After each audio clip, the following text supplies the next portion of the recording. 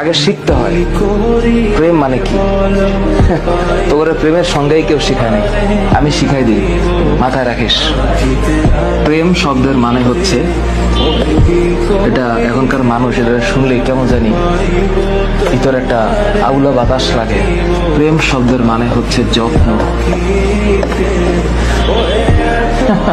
কেউ তোদের বলেছে?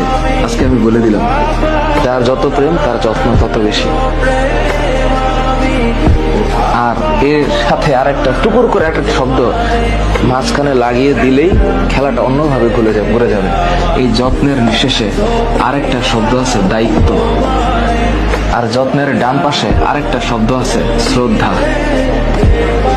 হ্যাঁ, আর যত্নের উপরের দিকে আরেকটা শব্দ আছে, এটার নাম হচ্ছে আরেকটা জিনিস। এটা মানে এটা এই সত্যতা, এটার নাম হচ্ছে প্রেম।